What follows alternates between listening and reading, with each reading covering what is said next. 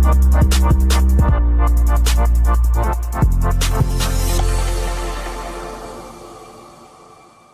pagi Sobat Milenial, kembali lagi di program Ngobrol Seru by IDN Times bersama saya Fadil Diana, jurnalis IDN Times. Apa kabar semuanya? Semoga yang menjalankan ibadah puasa lancar dan bisa melakukan aktivitas seperti biasa.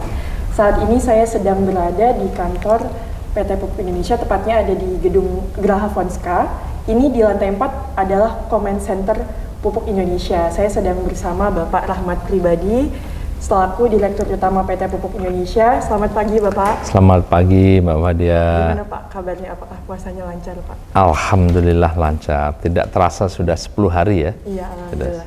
Masih bangun sahur ya Pak ya? Masih. Alhamdulillah. Pak, kita ini lagi di Comment Center Ya. Pak. Boleh nggak dikasih tahu ini tuh sebenarnya fungsinya apa nih layar-layar ini Pak? Ya. Jadi gedung Ponska yang kita sedang ada pada saat ini adalah gedung atau kantor pemasaran. Yang di belakang kita ini adalah control room untuk supply chain, khususnya untuk pemasaran. Di sini kita bisa memonitor pabrik-pabrik mana yang sedang beroperasi dan memproduksi apa. Kemudian kita bisa melihat di pelabuhan mana kapal itu dimuat. Atau misalnya nih Pupuk Kaltim, ada 7 jeti atau 7 dermaga. 7 dermaga itu sedang ada kapal apa saja, muat apa saja atau membongkar apa saja. Nah, itu yang di sebelah sana. Nah, di sebelah sana kita bisa lihat, kita bisa men-zoom langsung ke pelabuhan itu. Dan kalau kita pengen melihat, saya pengen lihat di dermaga 1 atau dermaga 2, kita bisa klik, saya pengen lihat kapal ini nih yang di sini. Kita bisa klik, langsung keluar jenis kapalnya, besarnya seperti apa, dan langsung lihat live picture atau live video streaming proses yang dilakukan di dermaga itu. Apakah itu proses loading atau unloading. Seperti itu kelihatan, itu ada gambar kapal, itu live yang terjadi saat ini, itu seperti itu. Nah, dari situ, kalau mereka sudah selesai memuat, kan kapal ini bergerak. Nah, kapal ini bergerak itu kita kontrol karena kita mewajibkan kapal-kapal itu menggunakan GPS. Kita bisa mengikuti mereka itu kemana. Nah, itu yang di atas yang ada peta Indonesia itu dengan ada banyak gambar-gambar bendera yang barangkali terlalu kecil untuk dilihat. Nah, gambar bendera-bendera itu adalah gudang-gudang kita. Gudang-gudang kita, kapalnya dari mana ke mana kelihatan, terus nanti kan masuk ke gudang. Setelah di-discharge di gudang, kemudian dibawa oleh truk. Nah, dibawa oleh truk di sebelah sana itu ada rute truk. Ada rute truk, truknya pergi kemana. Jadi kita bisa tahu kalau truk ini pergi istilahnya off track, pergi tidak seharusnya pergi, atau berhenti lebih lama dari yang disyaratkan. Begitu sampai gudang, kita bisa melihat CCTV gudang itu. Gudang itu bisa kita lihat kondisi pupuknya sudah seperti apa, cara mengaturnya bagaimana, membongkarnya, satu truk itu dibongkar semua apa enggak, kelihatan karena ada CCTV-nya. Nah, tapi yang paling dahsyat adalah aplikasi yang di sebelah sini yang warnanya hijau itu, yang diberi nama iPuBurst. Kenapa ini dahsyat? Karena ini adalah respon cepat dari Pupuk Indonesia. Ketika awal tahun, tepatnya tanggal 2 Januari, Bapak Presiden berkunjung di Jawa Tengah dan bertemu dengan puluhan ribu petani. Beliau mendapatkan banyak masukan dari petani dan beliau menyampaikan akan dipermudah penebusan pupuk. Nah, penebusan pupuk yang dipermudah itu, beliau meminta supaya orang menebus pupuk subsidi bisa pakai KTP. Jadi orang yang punya alokasi pupuk subsidi harus bisa nebus pakai KTP. Nah, bayangkan kalau respon kita waktu itu dengan merespon secara manual. Ya sudah, boleh, aturannya silahkan. Nanti ke toko kita akan punya daftar NIK, alokasinya berapa, kita akan catat. Pasti akan berantakan. Nah, tanggal 2 Januari beliau ngasih instruksi itu, pada tanggal 1 Februari kita sudah go live. Lebih dari 27.000 kios lebih dari 27.000 kios di seluruh Indonesia, dari Sabang sampai Merauke, dari Miangas sampai Pulau Rote, semuanya go live. Point of sales kita menjadi digital, orang bisa datang dengan membawa KTP-nya, di foto pakai handphone yang sudah terinstall aplikasi, dari situ langsung ketahuan, oh si Pak ini punya alokasi, silahkan bisa menebus, alokasinya segini, mau nebus berapa Pak? Setelah nebus, kemudian buktinya itu orang yang menebus fotonya difoto dan real time langsung masuk ke sini. Jadi sekarang untuk mempersingkat cerita, kita bisa men-track dari pabrik sampai ke orang yang menerima, real time, orang yang menerima individually. Dan ini menjadi sebuah inovasi dan terobosan pupuk Indonesia yang luar biasa, karena mendigitalisasi 27.000 kios pupuk yang sebagian besar ada di remote area bukan pekerjaan yang mudah, dan mensosialisasikan semua outlet kita untuk bisa menggunakan aplikasi itu sebuah pekerjaan, tapi ini kita bisa berhasil lakukan dalam waktu yang singkat. Dan oleh karena itu instruksi Presiden untuk mempermudah penebusan pupuk sudah bisa dilakukan. Tapi ada satu yang luar biasa yang saya sendiri kaget-kaget setelah aplikasi ini terimplementasikan. Kita itu rata-rata setiap bulan men-track lebih dari 2 juta transaksi. Bahkan at the peak-nya itu kita bisa men-track sekitar 3 juta transaksi. 3 million transaction in 1 month, itu berarti berapa itu ya, per harinya sekitar 100.000 transaksi, semuanya bisa kita track, dan kita bisa identify individunya, bisa track tokonya, bisa track lokasinya. Nah, data yang terkumpul ini kemudian coba kita olah. Ternyata ini merupakan prediksi produksi pertanian yang cukup akurat, paling tidak untuk 3 bulan ke depan. Jadi kita sudah coba bandingkan di bulan data Februari, ketika diimplementasikan ada sekitar 3 juta transaksi di bulan Februari. Memang benar, banyak penebusan-penebusan di sentra-sentra pangan. Nah, kita tahu misalnya, di bulan Februari yang banyak di awal minggu paruh pertama Februari itu Jawa Tengah dengan Jawa Timur. Itu sudah 70% lebih. Di Jawa Barat masih 30%. Oh, ternyata di Jawa Barat ini sedang nanam, benar, puncak. Nah, ini jadi menurut saya kita menggunakan teknologi untuk memberikan solusi pada persoalan yang ada. Kalau milenial kan bicaranya pasti teknologi-teknologi. Nah, ini proven case bagaimana teknologi dipakai di pupuk Indonesia. Dan karena memang pupuk Indonesia itu 63%-nya Gen Z, 63% Gen Z. Jadi kalau ada teknologi ini, inilah karya-karya mereka ini. Jadi udah lebih dari 50% Gen Z ya Pak? 63%. 63%. Yang menduduki jabatan POD -1 dan -2, yang milenial itu udah 43%. Jadi cukup masif. Representasi dari gender pun juga cukup baik. Jadi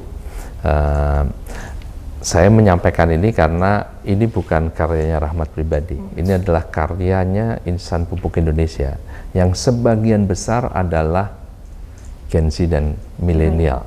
Ya, inilah para pemirsanya IDN Times. Ya, Pak. Jadi saya harus sampaikan salut profisiat kepada Gen Z dan milenial yang dalam 1 bulan bisa memberikan solusi yang luar biasa, tidak untuk pupuk Indonesia, tapi untuk bangsa Indonesia. Karena melalui ini ketahanan pangan dimulai. Luar biasa ini. Pak, saya sebenarnya mau nanya itu di akhir nih Pak, Yeah. tapi tadi udah di-mention duluan, terutama ada juga tadi Bapak mention soal keterwakilan perempuan juga, Yeah. tapi nanti itu saya Yeah. tanya Siap. nanti Pak.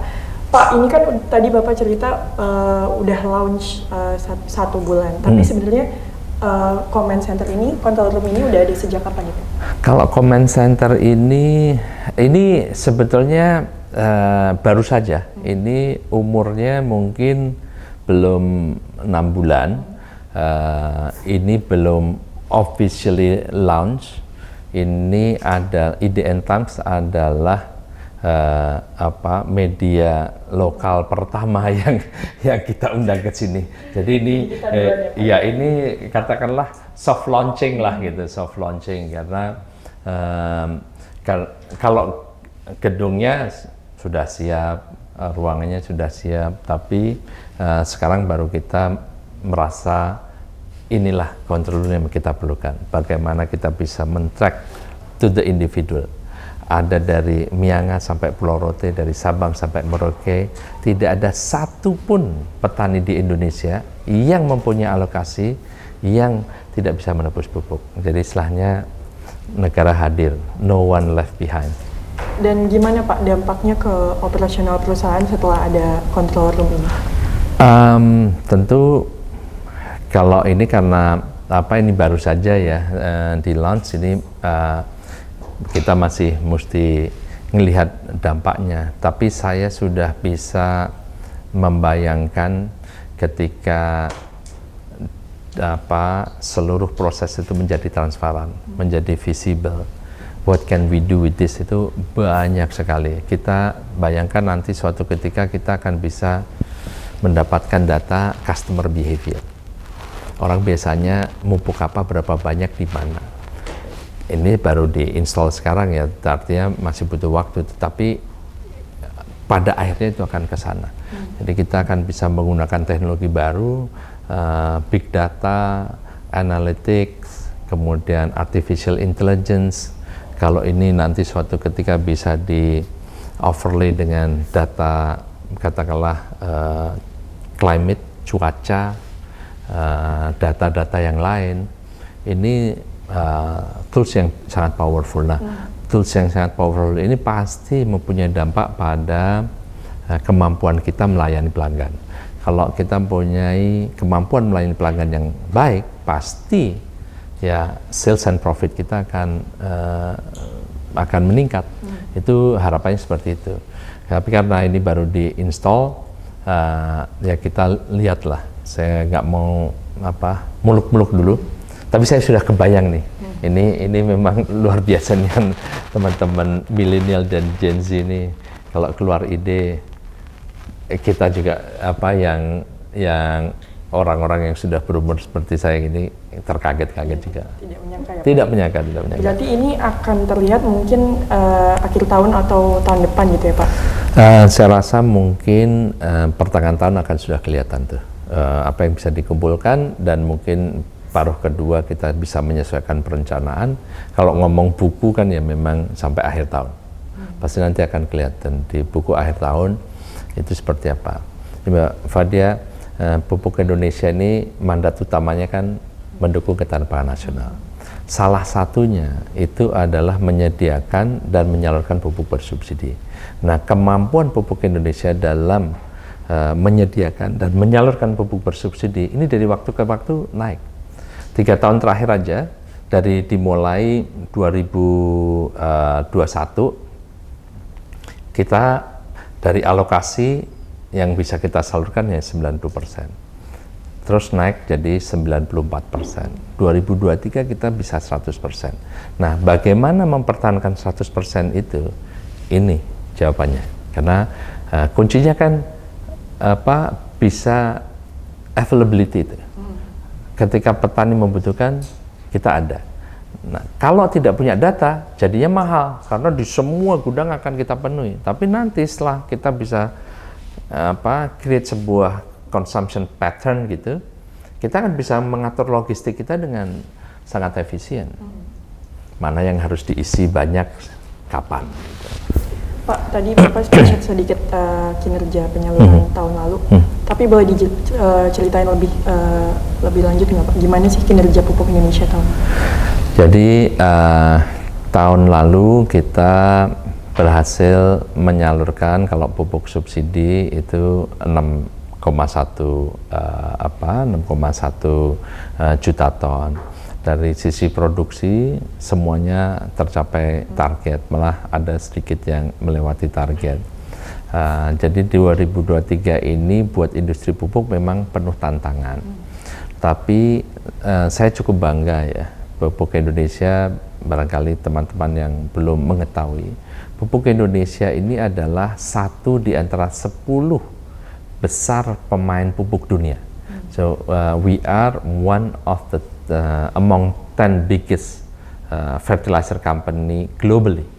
Di tahun 2022 ranking kita itu 8. Tapi di tahun 2023 di tengah segala macam tantangan, banyak ada kesulitan-kesulitan geopolitical tension, harga komoditi yang turun, tapi ranking pupuk Indonesia di dunia meningkat dari ranking 8 meningkat jadi ranking 6 di kuartal 3. Tentu tahun 2022 itu berbasiskan audited. Tahun 2023 yang kuartal 3 unaudited. Tapi kita biasanya audited dan yang tidak audited itu nggak beda jauh karena sebagian besar adalah publicly listed company, global publicly listed company. Jadi apa ini artinya dari 8 sampai 6 naik 6? Ini artinya pupuk Indonesia berhasil atau lebih baik dalam menangani down cycle industri dibandingkan kompetitor. Karena kan sedang turun di tahun 2023, harga komoditas turun. Orang turun, profitnya itu lebih tajam dari kita. Kita bisa memanage turunnya itu sehingga ranking kita naik. Dari 8 sampai 6, padahal industri sudah sedang turun. Kalau dari sisi angka-angka absolut, seluruh industri pasti turun. Tapi ranking kita naik, artinya kita lebih baik dibandingkan kompetitor. Itu highlight tahun 2023. Apa tuh Pak yang bisa membuat naik ranking itu dibandingkan kompetitor lain? Satu, operational excellence. Pupuk Indonesia ini memang masih ada beberapa pabrik yang tua dan ini menjadi bagian kita untuk mengembangkan. Tapi jangan salah, sebagian besar dari pabrik kita ini sudah cukup modern. Kita mempunyai 15 pabrik urea misalnya, yang tua itu tinggal 4. Ada 1 di Cikampek, 1 di Aceh, dan 2 di Pusri. Selebihnya itu efisien. Bahkan di pabrik-pabrik kita yang baru itu dari sisi efisiensi itu among the best 5 globally. Jadi operational excellence adalah salah satu kunci untuk kita bisa mengatasi down cycle dari industri itu. Itu kunci utama. Nah, tentu dalam jangka pendek itulah yang harus kita lakukan. Bagaimana kita melakukan cost leadership, operational excellence, pabrik dipastikan berjalan dengan baik. Itu kunci utama di tahun 2023. Kalau upayanya Pak untuk pengadaan pupuk mungkin bisa lebih dalam lagi gimana Pak? Nah, ini mulai menyentuh hal yang cukup sensitif. Jadi pupuk itu seperti makanan buat manusia. Kalau makanan buat manusia kan ada 4 sehat 5 sempurna. Nah, di pupuk ini ada istilahnya makronutrien dan mikronutrien. Makronutrien itu makanan utama. Makanan utama itu ada N, P, dan K. Nitrogen, fosfat, dan kalium. Nah, bahan bakunya untuk nitrogen ini ada di dalam negeri, gas alam. Fosfat dan kalium itu diimpor. Di tahun 2021-2022, kalium ini mengalami banyak tantangan karena sumber-sumber kalium sedang mengalami ada konflik di Rusia dengan Ukraina, dan itu mempengaruhi signifikan. Di tahun 2023 akhir hingga sekarang ini ada konflik di Middle East yang mempengaruhi suplai dari fosfat. Nah, bagaimana kita mengatasi itu? Yang pertama kita hitung, misalnya konflik di Middle East, konflik ketegangan di Laut Merah, sehingga kapal-kapal pupuk tidak bisa melewati situ. Kita harus muter. Yang biasanya 27 hari membawa pupuk dari Middle East ke Indonesia, itu bertambah 29 hari. Jadi totalnya menjadi 2 bulan. Nah, dengan begitu tentu untuk mengamankan bagaimana kita meningkatkan buffer stock 2 kali lipat. Kedua yang kita lakukan adalah mendiversifikasi sumber-sumber bahan baku itu. Kita mulai lebih banyak membeli dari negara-negara yang lebih dekat. Misalnya kalium dulu sebagian besar atau kalau nggak seluruhnya itu dari Kanada, Rusia, Belarusia, kira-kira begitu. Ada sedikit dari Jordan. Tapi kan negara-negara yang sekarang menjadi sulit logistiknya. Nah, kita mulai mendiversifikasi ke Laos. Kita mulai beli kalium dari Laos. Kemudian fosfat kita mulai lagi memperhatikan Christmas Island. Kita coba menjajaki sumber-sumber fosfat yang lebih dekat. Australia misalnya sebagai negara dengan cadangan fosfat 6 terbesar di dunia, kita coba lihat bisa nggak nih kita sourcing fosfat dari. Jadi kita mendiversifikasi sumber-sumber bahan baku dari sumber-sumber bahan baku yang dekat. Kedua ya kita tingkatkan. Itulah solusi atau sebuah respon kita terhadap krisis yang baru-baru ini terjadi, mulai dari krisis Rusia Ukraina, terus sekarang krisis di Middle East, Timur Tengah, seperti itu. Jadi insya Allah pasokan pupuk di Indonesia aman. Kita punya stok juga cukup banyak, jadi aman lah. Bahkan pupuk subsidinya ini lebih dari 3 kali lipat yang disyaratkan oleh pemerintah. Nah. Tapi kalau kebutuhannya berapa Pak sebenarnya? Kebutuhan tergantung dari jenis NPK-nya itu ya. Kalau dari urea, pengalaman kita itu sekitar 6 sampai 7 juta ton. Di 6,7 juta ton itu ada subsidi, ada retail non subsidi, dan ada untuk kebun. Kalau kalium itu cukup besar, itu bisa mencapai lebih dari 2 juta ton untuk kebutuhan Indonesia secara total ya, dan fosfat itu sekitar lebih dari 2 juta ton juga. Jadi pangsa pasarnya ini masih besar. Ini adalah peluang usaha lah buat siapapun yang ingin terjun ke pupuk. Pupuk Indonesia sekarang kapasitas produksinya 14,6, dari 14,6 itu 9 juta tonnya adalah urea. Jadi 9 juta ton itu artinya gini, sebagian besar dari bisnis pupuk Indonesia itu ada di urea. Kenapa urea? Karena satu, bahan bakunya ada di dalam negeri. Kedua, produktivitas tanaman itu dipengaruhi cukup signifikan oleh nitrogen fertilizer. 56% dari produktivitas pertanian itu dipengaruhi oleh nitrogen. Sisanya 44% itu kalium dan fosfat. Jadi kalau sekarang tidak memupuk urea, tidak memberikan urea pada tanaman, langsung produktivitas itu turun 5,6. Itu sebabnya tadi saya sampaikan yang digital solution yang kita miliki ini sekarang menjadi salah satu tools untuk bisa memprediksikan produksi agriculture, karena kita tahu. Nah, jadi memang bukan fokus, tapi kapasitas terbesar di dalam pupuk Indonesia itu adalah urea. Pak, kan di akhir tahun kemarin sampai awal tahun kan sempat ada yang laporan kekurangan pupuk gitu. Nah mungkin upaya Pupuk Indonesia dan juga mungkin ada control room juga itu seperti apa Pak untuk mengatasinya?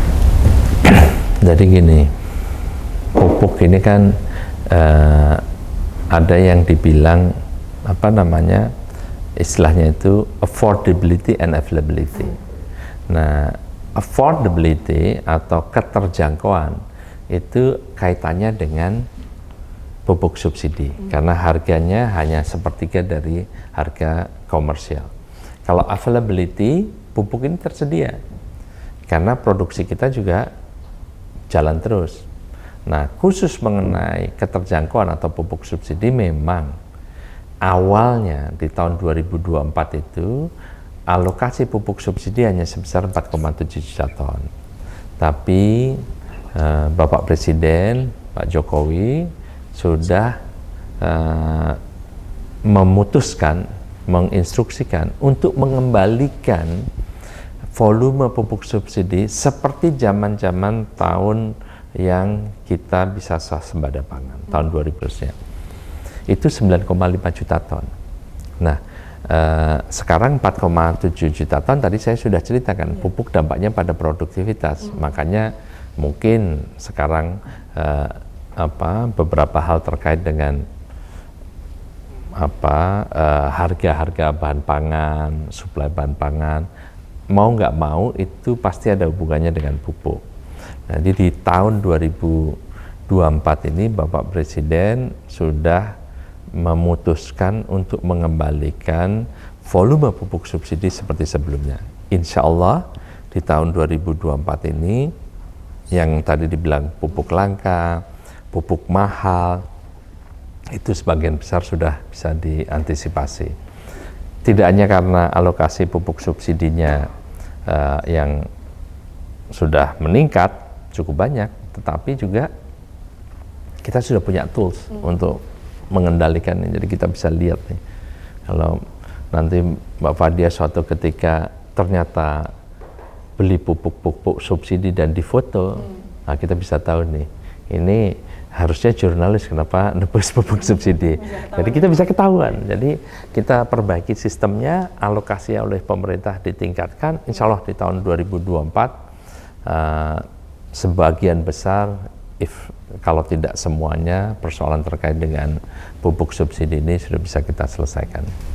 Pak, kalau koordinasi atau sinergi Pupuk Indonesia dengan stakeholder pertanian saat ini seperti apa sih Pak? Wah, kita kalau dengan Kementerian Pertanian ini cukup akrab ya, karena bagaimanapun juga mandat utama Pupuk Indonesia itu adalah menjadi penopang utama ketahanan pangan nasional. Nah, penopang ketahanan pangan nasional dari sisi apa? Penyediaan agro input untuk mendukung produktivitas. Produktivitas itu adalah ruang lingkup kewenangan dari Kementerian Pertanian. Bahkan nih, Mbak Fadia, kami ini disediakan ruangan khusus di kantor Kementan supaya koordinasinya bisa cukup intens. Tidak ada hari yang kita tidak berkomunikasi dengan Kementerian Pertanian. Di saat yang sama ini beberapa tim kita sedang bersama dengan jajaran Kementerian Pertanian untuk memastikan bahwa tidak ada persoalan dengan pupuk. Jadi kalau ngomong engagement dengan pupuk dengan Kementan itu sangat bagus, tapi tidak hanya itu. Tentu kita juga membangun komunikasi dengan misalnya Kementerian ESDM.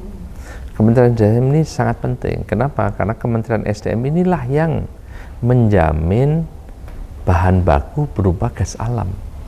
Nah, Kementerian SDM inilah yang menetapkan harga. Mungkin pernah dengar HGBT ya. HGBT, harga untuk industri tertentu yang ditetapkan $6, itu yang menetapkan Menteri SDM. Nah, ini memang akan berakhir tahun 2024, jadi kita sedang berkomunikasi dengan Kementerian SDM cukup intensif supaya HGBT ini bisa diteruskan. Jadi kita, stakeholder kita tidak hanya Kementan, banyak. Dan ini terus termasuk Kementerian Perindustrian, Kementerian Perekonomian, kemudian dari stakeholder yang lain, misalnya dari BPK, BPKP, dan semuanya lah, pemerintah daerah. Karena ketika berbicara pangan, itu semua orang bertanggung jawab, termasuk kita. Dan kita ada di dalam ekosistem itu. Karena kita berkoordinasi terus dengan Mbak Fadia. Pak, PT Pupuk kan punya anak usaha petrokimia Gresik ya. Nah, kalau upayanya untuk mengembangkan industri petrokimia yang terintegrasi itu seperti apa, Pak? Jadi gini, ke depan Pupuk Indonesia sekarang bisnisnya lebih dari 90% adalah yang berhubungan dengan pupuk. Ke depan tentu kita akan memperkuat bisnis pupuk. Memperkuat bisnis pupuk caranya dengan bagaimana? Dengan melakukan ekspansi kapasitas, memperbaiki pabrik-pabrik yang sudah lama kita ganti dengan yang baru, melebarkan sayap pupuk seperti yang di Fak-Fak itu menambah kapasitas itu dalam rangka konteks memperkuat bisnis pupuk kita, termasuk tadi pengamanan bahan baku dan seterusnya. Nah, ada satu lagi, in any business sudah skala seperti Pupuk Indonesia ini asetnya mendekati 10 miliar dolar. Jadi udah cukup besar.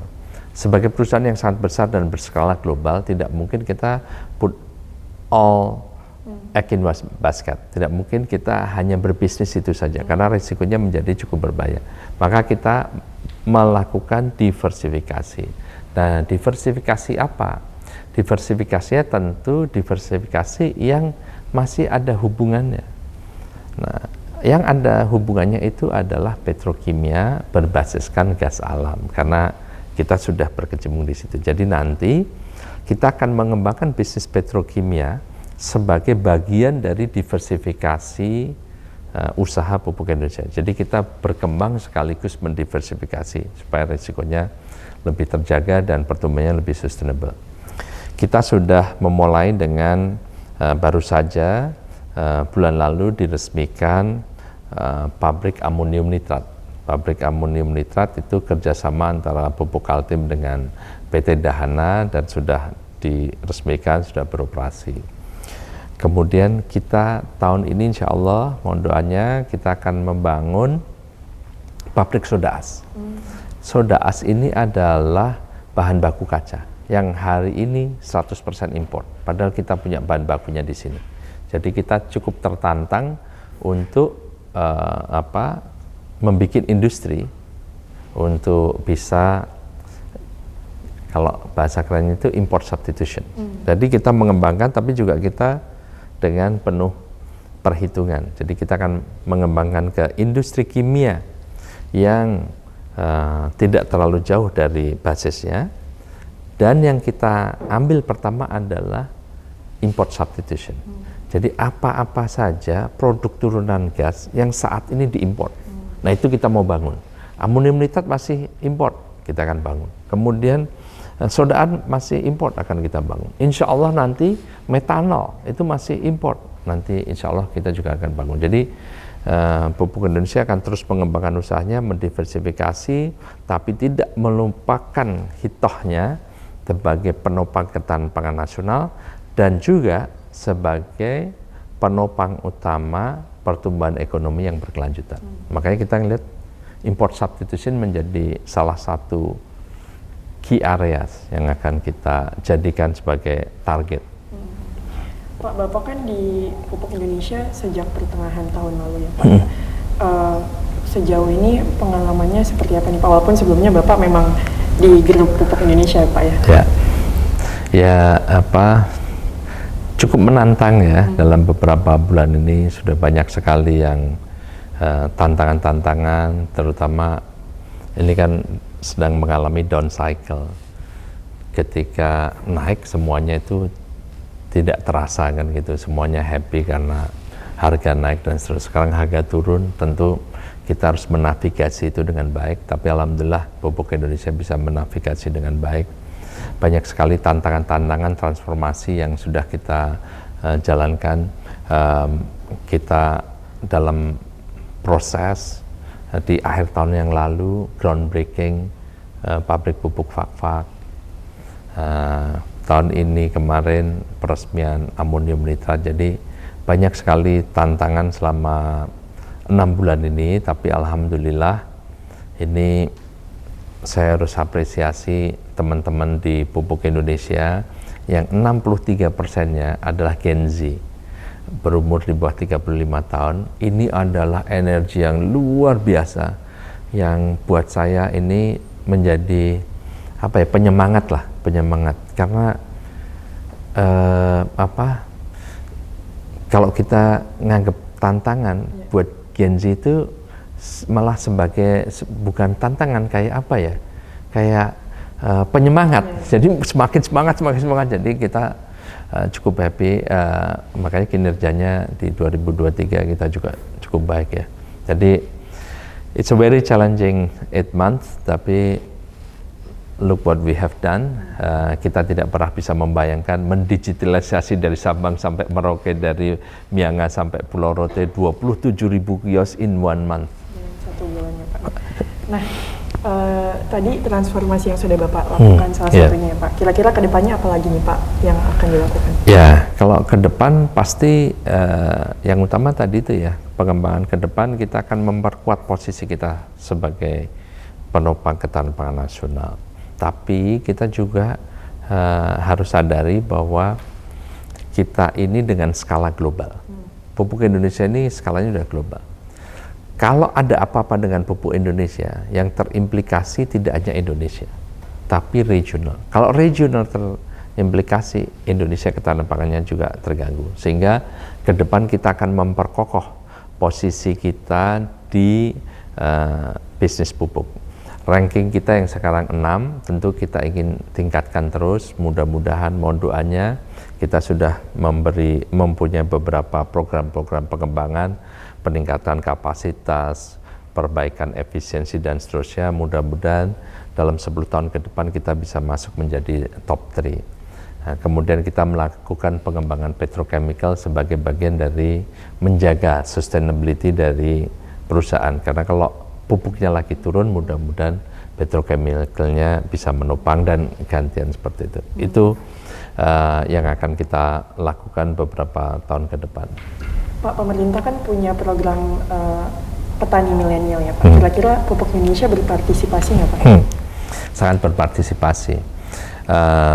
Minggu lalu saya baru berkeliling dari Jogja, kemudian saya ke Muntilan. Muntilan itu satu kecamatan di Kabupaten Magelang. Di sana saya ketemu dengan petani milenial. Ada sekelompok petani milenial. Muntilannya ini agak naik ke arah lereng Gunung Merbabu. Saya ketemu dengan banyak petani-petani milenial yang saya ajak dialog. Kita juga ingin berkontribusi pada regenerasi petani, karena hari ini petani kita ini sebagian besar berumur 60 tahun. Kalau tidak ada regenerasi petani, maka diperkirakan antara 2040 dan 2050 tidak ada lagi petani. Bisa dibayangkan tuh. Makanya saya sengaja pergi dari Jogja ke Muntilan atau Magelang. Magelang saya pergi ke lereng Gunung Lawu, tembus dari sana ke Boyolali. Boyolali pergi ke Klaten. Dari Klaten saya kembali ke Kabupaten Gunung Kidul, terus pergi lagi ke Sleman. Untuk apa? Saya ingin bertemu dengan petani-petani milenial. Saya ingin menggali aspirasi-aspirasi petani milenial. Apa sih yang diinginkan? Apa yang bisa kita kolaborasikan? Pupuk Indonesia sudah punya banyak program. Misalnya, kita mempunyai program Makmur. Program Makmur ini adalah sebuah ekosistem pertanian non-subsidi yang terintegrasi. Tapi yang paling signifikan, bagaimana keterlibatan generasi muda pada program Makmur ini. Karena seluruh pendamping, jadi kelompok-kelompok tani yang berpartisipasi pada program Makmur itu didampingi oleh agronom. Agronom ini kita beri nama Taruna Makmur. Taruna Makmur namanya Taruna, anak muda yang baru lulus dari Polbangtan, jadi kira-kira umurnya 20 tahunan lah, yang mereka akan mendampingi. Dari di bangku sekolah, kita turunkan dia mendampingi dengan petani, yang kita harapkan dia akan menjadi motor-motor pertanian ketika nanti mereka kembali. Jadi kita cukup serius mendorong para petani muda yang ingin maju. Petani tidak harus selalu konotasi kotor, konotasi tidak berduit, low income. Karena banyak juga komoditas-komoditas pertanian yang memberikan keuntungan yang cukup bagus, cukup tinggi. Contohnya hortikultura. Saya ketemu petani di nama desanya itu Selo. Selo itu ada di lereng Gunung Lawu yang baru minggu lalu saya pergi ke sana. Itu dia menanam cabai. Cabai sekarang harganya cukup bagus ya. Ada satu yang insinyur, dia mempunyai ternak domba. Hari ini dombanya sudah 3.000 domba. Luar biasa. Jadi ketika saya jalan itu tidak selalu saya memberi pencerahan. Seringkali saya terinspirasi. Nah, apa yang saya dapatkan dari pencerahan itu, alhamdulillah saya punya kesempatan untuk berkeliling. Nah, melalui media-media seperti inilah saya ingin menceritakan kesuksesan petani milenial. Banyak sekali petani-petani, anak-anak muda yang berhasil dan bisa kaya raya dari pertanian.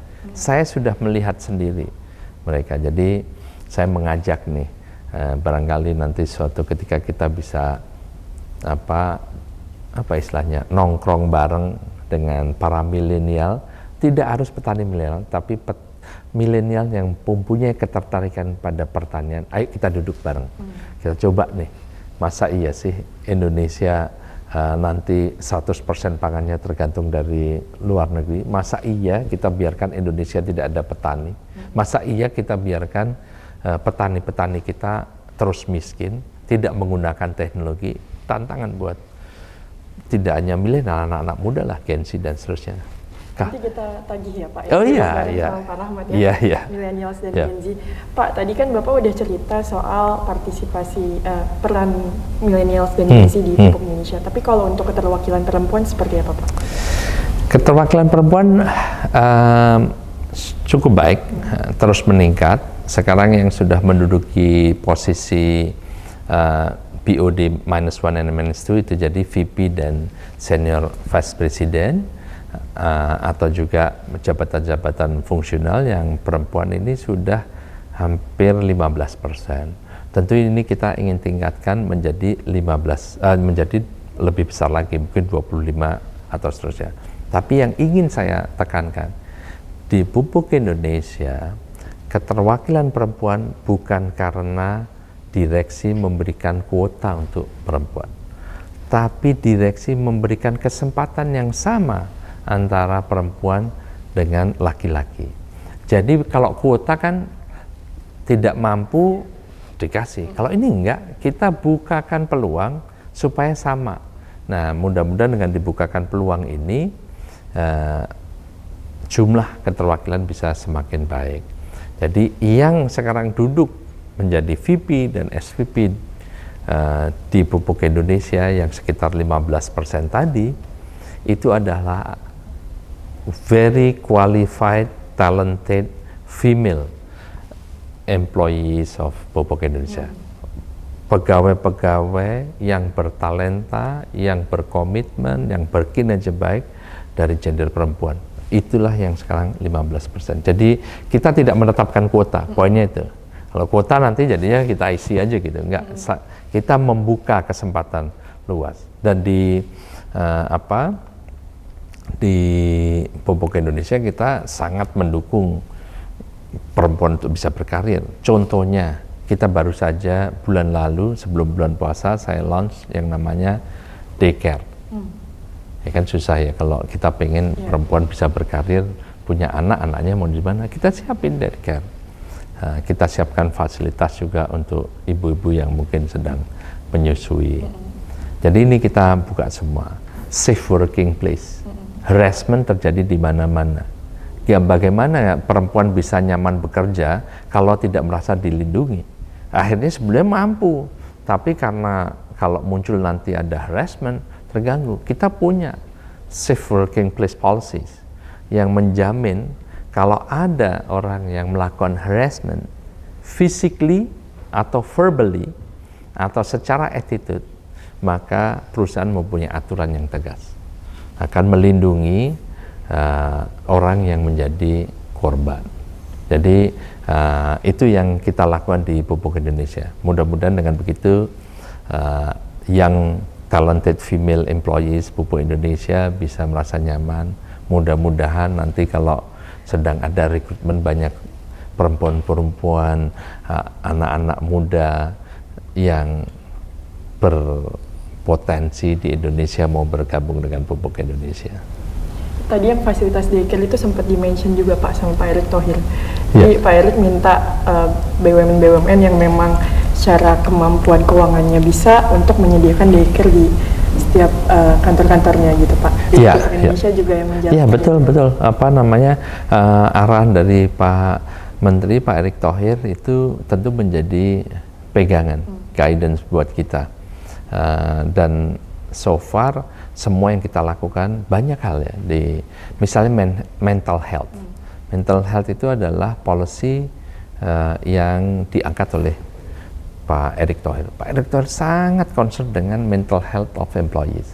Nah, kita juga mengembangkan beberapa katakanlah ekosistem yang mendukung kesehatan mental dari karyawan kita. Gitu Mbak Fadia. Oke, itu Sobat Milenial dan Gen Z, obrolan kita pagi ini bersama Pak Rahmat. Semoga tadi dengan obrolan ini makin banyak millennials dan Gen Z yang tertarik untuk masuk ke sektor pertanian ya Pak ya. Amin. Dan juga mungkin petrokimia nanti dengan adanya industri baru yang akan dibangun oleh Pupuk Indonesia. Terima kasih banyak Pak Rahmat sudah berkenan untuk berbincang-bincang bersama IDN Times. Selamat pagi Sobat Milenial, sampai jumpa lagi di Ngobrol Seru berikutnya.